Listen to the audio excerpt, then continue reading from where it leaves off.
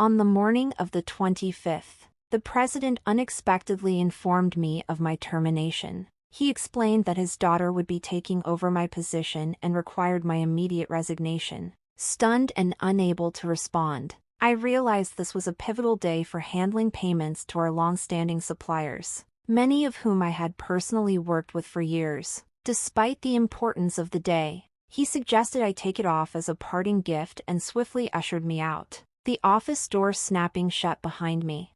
My name is Donna, and I had been with this family-owned paving company since high school, serving as a clerical assistant for over a decade. The company, with its small staff of about 32, always felt warm and welcoming under the founder's leadership. He was not only the president but an active part of daily operations. His wife, Brenda, often helped with various tasks, while their daughter, Carol, was skilled in both fieldwork and office management. Her husband, a well-respected site manager, earned the loyalty of the on-site teams. Despite being the founding family, they treated everyone equally, fostering a harmonious work environment.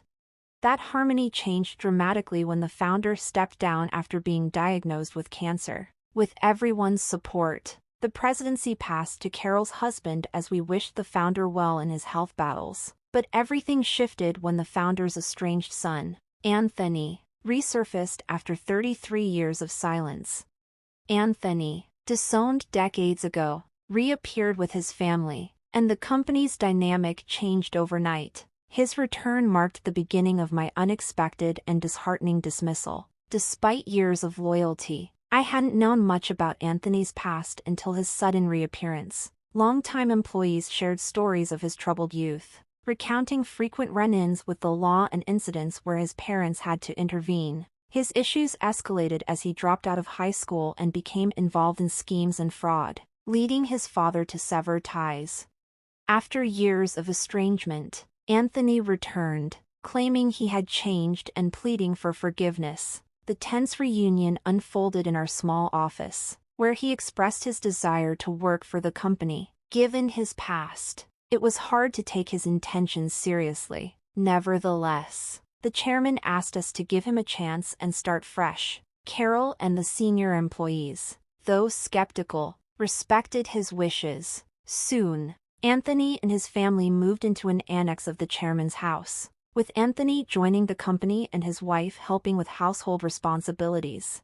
At first, Anthony maintained a facade of diligence, but it quickly became clear that his contributions were minimal. He spent much of his time gambling and frequenting hostess bars, leaving the real work to others. His dismissive attitude toward the staff, whom he referred to as worker ants, alienated many employees. Several younger team members, demoralized, approached the chairman directly, expressing their inability to work under such conditions. Despite these complaints, the chairman and Brenda urged patience, hoping to preserve family unity.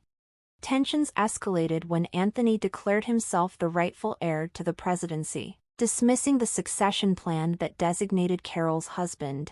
Though the chairman allowed this change, likely swayed by parental affection, it created a rift within the company. Many employees viewed the decision as biased and damaging to the once positive atmosphere. Morale plummeted, and Carol and her husband quietly took on the burden of keeping the company afloat, often without acknowledgement. As more administrative responsibilities fell to me, I worked late into the night to manage the mounting workload. Meanwhile, Anthony's mismanagement grew harder to ignore. Our interactions became increasingly tense, particularly after I confronted him about using the company credit card for personal expenses. While I had overlooked some questionable charges in the past, this time was different. Handing the receipt back to him, I said firmly, "I can't approve this expense." Anthony's response was sharp and dismissive, marking the beginning of the end of my time at the company. "Why not?" Anthony snapped. I held up the receipt, meeting his gaze firmly. "This expense is for your wife's corrective underwear. It's not a business expense." His face turned a deep shade of red, and his voice was sharp as he retorted, "Don't challenge me." She's the president's wife. It's only natural for her to dress well. This is valid. The absurdity of his reasoning stunned me. He seemed utterly convinced of the justification. This cost is $8,000, Anthony, I replied. It's a substantial amount and completely inappropriate to categorize as a business expense. Anthony's expression shifted to one of smug satisfaction as he suggested, then let's make selling corrective underwear a company venture. We'll list it as inventory so it counts as an expense. I stared at him, aghast. We're a paving company. So what? He continued, unbothered. We'll tell clients that if they don't buy from us, we'll cancel their contracts. Everyone will buy. Easy money, $388 a set. He chuckled, seemingly entertained by his own twisted logic. Absolutely not, I responded sharply. That would ruin the company's credibility. His demeanor darkened after that exchange, and I became his target. Day after day, he belittled me, making the workplace unbearable. Despite the toxic environment, I stayed, driven by loyalty to the chairman and concern for my coworkers, who would suffer even more if I left. Then, without warning, I was fired. When he delivered the news, I protested, I can't leave without a proper handover. Your daughter will struggle with the workload, especially today, supplier payments are due. His face flushed with irritation. Shut up. I told you to resign. Let the payments wait until the suppliers come to collect. No need to pay up front. I tried to reason with him, explaining, it's normal to pay for goods when you buy them. His reply stunned me. Then tell them we won't pay this time. They should give it to us for free. That's not how business works, I said, struggling to stay composed. Enough, he barked. My daughter has a college degree and can handle this job better than you ever could. Unlike you, she won't question my decisions. It was clear his true aim was to install his daughter in my position to rubber stamp his personal expenses. Fine, I said, gathering my belongings. But don't think I'll regret this. Once outside, my concern turned to the clients. I called Carol, trusting her to handle the urgent situation. I knew my dismissal violated labor laws and resolved to pursue my rights. For the first time in years, I felt a small sense of liberation as I began to plan my next steps. Later, I received an email from Carol confirming that the payments were processed, ensuring the company's stability. However, a panicked voicemail from Anthony followed. What's going on? They're saying I'm not the real president. Explain yourself. I couldn't help but laugh at his predicament. The next day, the chairman summoned me to the hospital. When I arrived, Brenda and Anthony were already there. The chairman, frail but resolute, addressed me. Donna, I'm deeply sorry for my son's foolishness. Anthony, visibly agitated, blurted out, What's going on? I'm not the official president. Explain.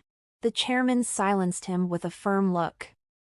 I calmly clarified, Anthony, you were never officially named president.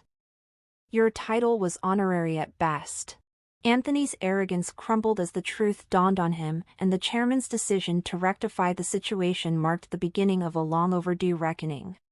I continued, clarifying in precise terms. The title of president in a company doesn't automatically grant legal authority. That authority rests with the representative director, who bears the legal responsibility for the company's external actions. Changing that designation requires specific legal procedures. Unlike the informal assignment of a corporate title, 5 months ago, when Anthony was named president, his appointment had faced considerable opposition from Carol, the site manager, and other veteran employees. To maintain stability, I had proposed a compromise. Anthony would act as a figurehead president while the chairman retained his role as the representative director. The plan was simple: if Anthony demonstrated genuine leadership and earned the trust of employees, The process to formalize his presidency would begin. However, if he failed, the fallback plan was clear: remove him or potentially close the company, allowing Carol and the site manager to launch a new venture. Though some employees harbored doubts, the chairman and Brenda had held on to hope that Anthony might rise to the occasion. His unjust dismissal of me finally shattered that hope, opening their eyes to his unsuitability for leadership. If you want to lead, you must respect and support your employees, the chairman had often told Anthony. Yet Anthony, with his usual arrogance, dismissed this advice. It's not a big deal, right? Can't we just handle the formalities now? The chairman, his patience wearing thin, explained firmly. It's not that simple. Our employees are also shareholders. Donna, for instance, owns 15% of the company. She is a major stakeholder. We cannot simply bypass her position. Anthony's face turned pale. I don't own any shares, he stammered, clearly rattled. The chairman sighed deeply. I had planned to transfer my shares to you when you proved yourself worthy, but now I wonder, were you only interested in the wealth, not the responsibility? His voice, heavy with disappointment, faltered. I had so little time left. I wanted to believe in you. Anthony, still defiant, muttered, I'm the eldest son. What's wrong with claiming what's rightfully mine? The company belongs to me. The chairman's expression hardened. I cannot let this continue. As the representative director and a shareholder, I have the authority to call a meeting to discuss your removal. Seizing the moment, I spoke. Mr. President, I no longer wish to work under your leadership. Effective immediately, I resign. However, I expect full severance, 1 month's salary, and payment for all my unpaid overtime and holiday work. As a shareholder, I will also pursue actions through the Labor Standards Office to address any harm caused to the company. Anthony's face shifted from shock to dread as I continued. Carol has been visiting our clients to inform them about the new company she and the site manager are establishing. Many have already decided to switch. Most of our employees plan to join as well. That's impossible. I'll sue you, Anthony shouted, his voice cracking. The chairman cut him off with finality. You lack the authority to take such actions. I am the representative director. Your threats mean nothing. Defeated, Anthony slumped in his chair, the weight of his failure palpable. Addressing him one last time, I said, it's unfortunate things ended this way. Had you chosen to learn and adapt, the outcome could have been different, but this is the result of your choices. In the aftermath, the chairman made the difficult decision to dissolve the company, leaving Anthony without a position. In a desperate attempt to salvage their finances, Anthony and his wife tried selling corrective undergarments. The venture failed miserably, and they were later implicated in a pyramid scheme that led to their arrest. Carol later discovered unsold inventory stacked in their garage, a bleak testament to their poor decisions. Their daughter eventually found employment elsewhere, though I've heard little about her since. As for me, I'm now thriving at the new company Carol and the site manager founded. The workplace is built on respect, integrity, and genuine camaraderie. This experience taught me invaluable lessons about ethical leadership and the strength of a supportive work environment. Looking back, I have no regrets, only gratitude for the brighter path I've found.